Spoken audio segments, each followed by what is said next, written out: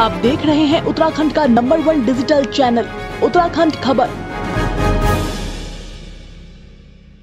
नमस्कार, उत्तराखंड खबर में आपका स्वागत है।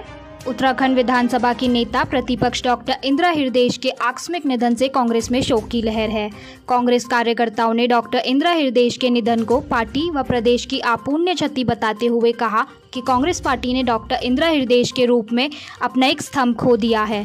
उनके असमय निधन से जो स्थान रिक्त हुआ है उसकी पूर्ति कभी नहीं की जा सकती। अपने लंबे राजनीतिक सफर के लिए उनके द्वारा जनता व प्रदेश की सेवा के लिए वे सदैव याद की जाएंगी। प्रदेश उपाध्यक्ष श्री सूर्यकांत धस्माना ने बताया कि डॉक्टर इंदिरा हृदयेश का पार्थिव शरीर आज अपराह्न 3:30 बजे नई दिल्ली से गजरौला, मुरादाबाद, बाईपास, रामपुर, बिलासपुर, रुद्रपुर होते हुए उनके निवास स्थान हल्द्वानी पहुंचेगा, जहां पर कल दिनांक 14 जून 2021 को उनका अंतिम संस्कार होगा।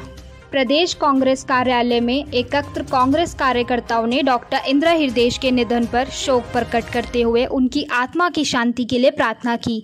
इस अवसर पर प्रदेश कांग्रेस कार्यालय में पार्टी ध्वज को आधा झुकाते हुए एक सप्ताह के शोक की घोषणा करते हुए प्रदेश कांग्रेस कमेटी के आगामी सभी कार्यक्रम निरस्त करने की घोषणा की गई। डॉक्टर इंदिरा हृदयेश के निधन पर शोक प्रकट करने वालों में प्रदेश उपाध्यक्ष सूर्यकांत धस्माना, प्रदेश महामंत्री पीके अग्रवाल, अध्यक्ष लालचंद शर्मा, पूर्व विधायक राजकुमार, डॉक्टर प्रतिमा सिंह शामिल रहे। बहुत बड़ी क्षति हुई है। इंदिरा जी कांग्रेस की नेता तो थी, वो इस राज्य की सबसे सीनियर लीडर थी, सबसे तजुर्बेकार नेता थी। 50 वर्ष का संसदीय तजुर्बा जिस नेता को है, उत्तराखंड के अंदर कोई ऐसा नेता ही नहीं। 30 वर्ष तो उत्तर प्रदेश में अपर हाउस की मेंबर रही, राज्य बनने से लेकर अब तक वो 3 बार विधानसभा के सदस्य भी रही, 10 साल मंत्री भी रही और अब नेता प्रतिपक्ष थी। उनके अंदर जो गहराई थी, उनके अंदर जो ज्ञान था, उनके अंदर जो क्षमताएं थी, प्रशासनिक क्षमताएं थी, वो किसी नेता के अंदर इस प्रदेश के अंदर नहीं।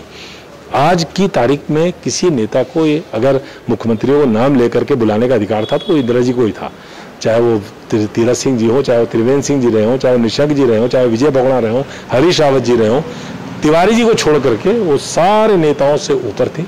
और मैं समझता हूँ कि उनका जाना बहुत बड़ी क्षति पूरे राज्य को है। उनका जो तजुर्बा था, एक्सपीरियंस था, चाहे वो वित्त मंत्री रही हो, चाहे वो पीडब्ल्यूडी मिनिस्टर रही हो, किसी विभाग की मंत्री रही हो, मंत्री न रही हो, लेकिन उनके मार्गदर्शन की आवश्यकता पूरे राज्य को हमेशा रहती थी और कोई संकोच नहीं करता था। मैंने निशंक जी को देखा मुख्यमंत्री के रूप में, मैंने खंडूरी साहब को देखा मुख्यमंत्री के रूप में, मैंने विजय बोगड़ा, हरीश रावत हमारे पार्टी के ही थे, उनको सलाह लेते देखा। अभी वर्तमान मुख्यमंत्री हैं, पूर्व मुख्यमंत्री हैं, सब लोग उनसे सलाह लेते थे क्योंकि मालूम था कि इंदिरा जी जब राज्य की बात होती थी तो वो सलाह बहुत अच्छी देती थी। उनके जाने से निश्चित तौर पर बहुत बड़ा नुकसान राज्य को हुआ है, कांग्रेस को तो हुआ ही। कांग्रेस कमेटी की ओर से हम उनको श्रद्धांजलि अर्पित करते हैं। प्रदेश अध्यक्ष दिल्ली में ही हैं, वो उनके पास ही हैं और अभी आगे का कार्यक्रम हम लोग तय करेंगे तो आपको सूचित करेंगे।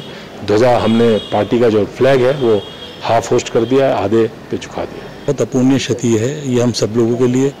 उत्तराखंड राज्य के विकास को जिन्होंने अग्रसर करा, उत्तर प्रदेश के ज़माने से आज तक उन्होंने हमेशा जो है, चाहे वो कांग्रेस की विचारधारा है, उत्तराखंड के विकास की बात है, उसे आगे बढ़ाने का उन्होंने काम किया था।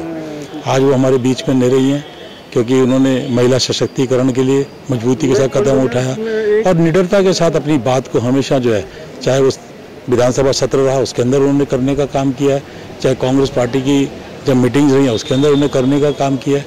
आज वो हमारे बीच में नहीं है।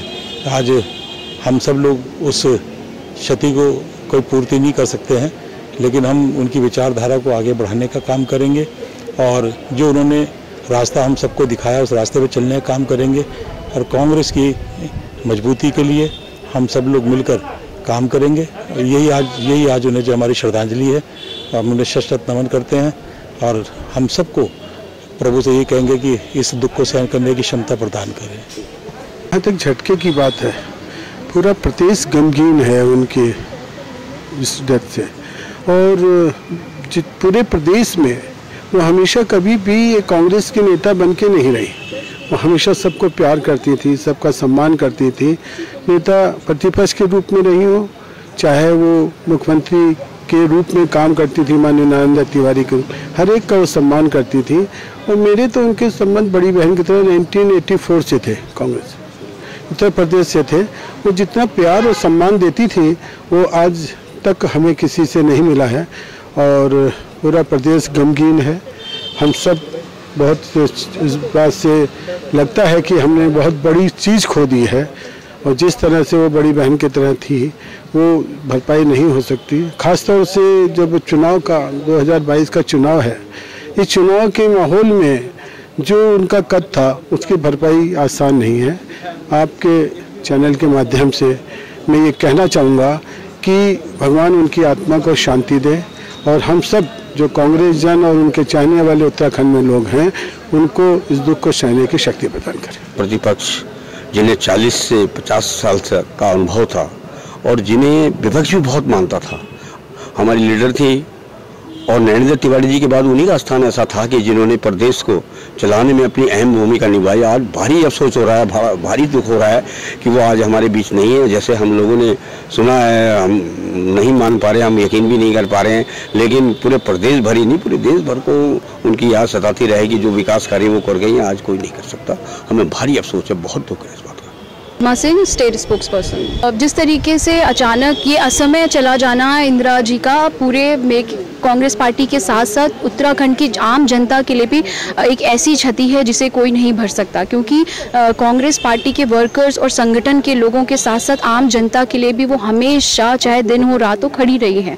और एक महिला होने के नाते जिस तरीके से अपने आत्मसम्मान की रक्षा करते हुए एक अनुशासन के साथ वो बढ़ती रही और यूपी के टाइम से लेकर 4 बार वहाँ MLC रही, उसके बाद यहाँ पर इतना लंबा कार्यकाल, तो ये मेरे ख्याल से हर व्यक्ति के लिए एक आदर्श थी इंदिरा जी। और ये कांग्रेस पार्टी के लिए एक बहुत बड़ी क्षति है जिसे आने वाले समय कई सालों तक जिसे भरना बहुत मुश्किल होगा। उत्तराखंड खबर के लिए कैमरामैन प्रदीप भंडारी के साथ किशोर रावत की रिपोर्ट।